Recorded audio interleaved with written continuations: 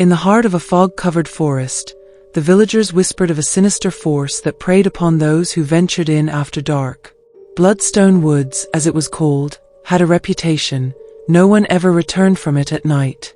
But Jack, Sarah, Ethan, and Chloe, for adventurous friends, thought it was just an old wives' tale. They didn't know how wrong they were until they felt the eyes of the forest on them. The friends arrived at the edge of Bloodstone Woods just as the sun dipped below the horizon, the orange glow giving way to the creeping darkness. The forest was thick with towering pines, their branches heavy with mist. Jack, the most daring of the group, suggested they camp near an old rotting oak tree, despite Sarah's unease. She swore she saw shadows moving around them, but Ethan dismissed it, laughing. "It's just the wind." The night settled in, cold and unnerving. As they built a fire, the trees seemed to groan, as though the forest itself was alive, watching them. Chloe, always the brave one, went to gather more firewood when she stopped dead in her tracks. She saw it, a figure standing motionless at the edge of the clearing. Tall, cloaked in shadows, with hollow eyes that glowed faintly red. Her breath caught in her throat. "Did you guys see that?" she asked, but when they turned to look, the figure was gone. They tried to laugh it off, but the atmosphere grew heavier. The wind howled through the trees, and a low, unearthly growl echoed from deeper within the woods. As the fire flickered, Sarah felt a cold hand brush against her back. She spun around, but no one was there. Her heart pounded in her chest as a chill swept through her. She wasn't alone. Hours passed, the unease growing with every crackling branch and rustling leaf. As the clock struck midnight, Ethan's flashlight flickered, casting unsettling shadows on the forest floor. That's when they saw it, no longer just a shadow, but a man-like figure, standing inches away from the fire, staring at them with hollow, glowing eyes. His face was twisted, half-rotten, his mouth twisted into an unnatural, silent scream. Without warning, the figure lunged, its arms shooting out, grabbing Ethan by the throat and lifting him off the ground. The friends screamed, trying to help, but it was as if the figure was made of smoke, its form blurred and inhuman. Ethan's body convulsed as the creature's grip tightened, draining the life from him. His body dropped to the ground, lifeless, his eyes wide in horror. The figure didn't stop there. It turned toward Jack, and with a terrifying guttural laugh, it vanished into the woods, leaving Jack screaming in terror. Desperate, the friends tried to flee, but the trees seemed to close in around them, trapping them in a labyrinth of branches and fog. Chloe, trying to find a way out, tripped and was dragged into the darkness by unseen forces. By the time morning light pierced the fog, only Sarah remained. She stumbled out of the woods, covered in dirt and scratches, her eyes wide with terror. When she spoke, her voice was hollow, as if the soul had been sucked from her.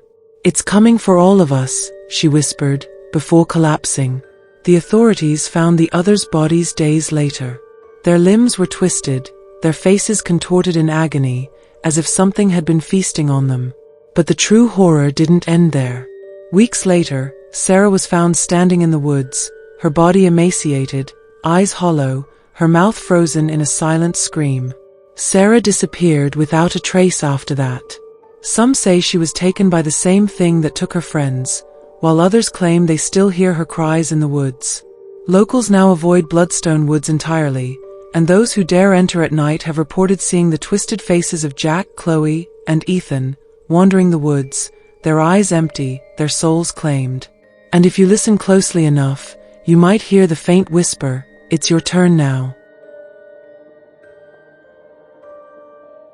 Emma, a young woman with a passion for antiques, thought she had stumbled upon a rare treasure when she visited an old estate sale on the outskirts of town. Amidst the dusty furniture and forgotten relics, one item caught her eye, an antique mirror with a tarnished frame that seemed to whisper secrets. The elderly seller, his face twisted in fear, warned her about the mirror's cursed history. "It's not just a mirror," he said, voice quivering. "It's a gateway to something much darker." But Emma, ever the skeptic, brushed off his warnings. Little did she know, the mirror's curse would soon consume her life. From the moment Emma placed the mirror in her living room, something felt wrong. The mirror's surface was cracked in places, and its frame had been weathered by time, yet there was a strange magnetic pull to it, an eerie sensation that never left her. She found herself glancing at it more often than she cared to admit, as if the mirror was beckoning her, calling her closer. It was a few days after the mirror had been installed that Emma first noticed the change. She stood before it, adjusting her hair after a long day at work. As she stared at her reflection, something flickered in the glass. Her reflection didn't seem to mimic her movements perfectly. It was subtle at first. Her smile lingered a moment too long, her eyes blinked out of sync. But when she moved her hand, the reflection didn't follow. Instead, it stayed perfectly still, as if frozen in place. Panic started to crawl up Emma's spine, but she tried to convince herself it was nothing. She chalked it up to tired eyes or perhaps the strange lighting in the room. But the next night, the mirror did something even worse. At midnight, Emma couldn't sleep. She got up to get a glass of water, and as she passed the mirror, she couldn't help but look into it. What she saw made her blood run cold. The reflection that stared back at her was no longer just her. It was her but distorted, her face twisted with malice. Her reflection was smiling, but it was a grin that didn't belong to her. The eyes were wide open, unblinking, as if mocking her. The reflection began to move on its own, its mouth stretching into an impossibly wide grin, its eyes darkening to an empty void. Frantically, Emma turned away, but as she did, the reflection's hands began to reach out of the glass, its fingers brushing the surface, leaving cold, wet streaks on the mirror. She backed away, horrified, but the reflection, still grinning, still staring, kept following her every movement. The whispers started the next night. Soft, eerie whispers that seemed to come from the depths of the mirror, as if someone, was trying to speak to her. The voice wasn't hers, and it wasn't even human. It sounded like a guttural, low growl, mixed with a voice of desperation. "Come closer," it whispered. "I know you. I know all your secrets." Terrified, Emma tried to break the mirror. She threw a chair at it, but the glass didn't shatter. Instead, the mirror cracked, its cracks spreading like a web, but the reflection grew more vivid, more alive. The figure within the mirror now stood, its eyes locked with hers. "You cannot escape," it whispered, its voice growing louder and more frantic.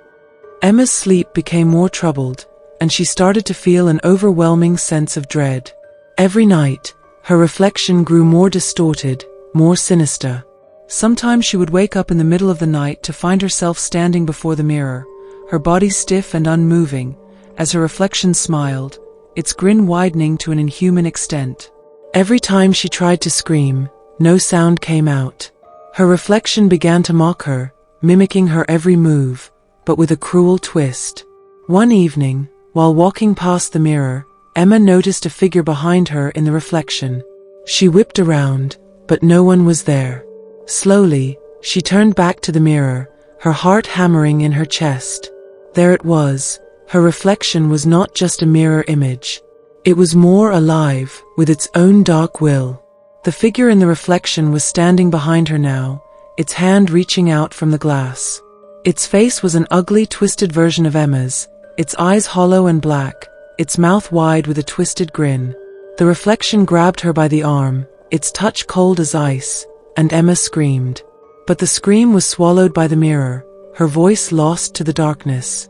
She tried to pull away, but the reflection in the mirror held her fast, pulling her closer to the glass. Desperate, she clawed at the surface, but it was as though her reflection had a mind of its own. The next morning, Emma was found lying motionless before the mirror, her body cold and unresponsive. Her eyes were wide open, staring into the cursed glass, her mouth frozen in a silent scream. The doctors could not explain what happened to her. There were no physical marks on her, no signs of trauma, just a blank, vacant expression. The mirror was taken away, but people say it never stopped watching. Those who dared look into its shards reported seeing Emma's face, her twisted grin frozen in the glass. Some even claimed to hear her whispering in the dead of night, calling them closer.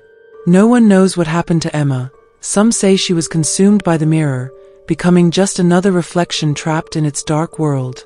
The cursed mirror continues to haunt its new owners, and anyone who stares too long into its depths is said to hear the whispers. Come closer, your turn is next. James had always been a man of logic, practical, grounded, and skeptical of anything that couldn't be explained by science. So when his wife, Claire, fell gravely ill with a mysterious, incurable disease, he searched tirelessly for a cure. Desperate, he turned to an unthinkable source, a mysterious man known only as the Doctor. He promised James that he could save Claire, but in return, James would have to pay a price, one far more terrifying than he could have ever imagined. Claire's illness had come out of nowhere. One moment, she was healthy, the picture of vitality, and the next, she was bedridden, weak and pale, unable to move or speak for long periods. Doctors were baffled.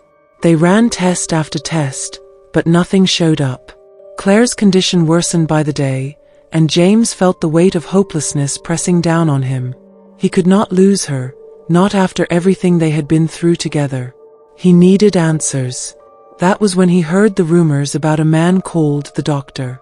Some said he was a miracle worker, others whispered that he was something darker, something not of this world. According to the rumors, the Doctor could cure any ailment, no matter how impossible, in exchange for a price, one that could never be repaid. Desperation clouded James's judgment. He tracked down the man, finding him in an old, decaying house on the outskirts of town. The Doctor, a gaunt figure with hollow eyes and skin like parchment, offered him a vial of black liquid. Give this to her at midnight, the Doctor instructed, and she will recover. But remember, nothing comes for free. James took the vial without hesitation, trusting that this would be the answer. That night, he gave Claire the potion, and within hours, her fever broke. Her color returned, and she woke up, wide-eyed and fully conscious, as if nothing had ever been wrong with her. James was overjoyed. He had saved her. But the joy was short-lived. Days after taking the potion, Claire began to change. At first, it was subtle. She was quieter than usual, more withdrawn. Her eyes seemed distant, her smile didn't reach her eyes. But it wasn't until the first night that James began to notice something truly wrong. Claire woke up in the middle of the night, standing at the foot of their bed. James, groggy and half asleep, called out to her. "Claire? What's wrong?" She didn't answer. Instead, she stood there, motionless, her eyes wide open but empty. There was no warmth in her gaze, only darkness. As James tried to reach for her, she spoke, but her voice was no longer her own. It was deep, guttural, and filled with malice. "I am not hers anymore." Suddenly, Claire's body contorted violently, her back arching as though something within her had taken control. She collapsed to the floor, then stood again, her limbs jerking unnaturally.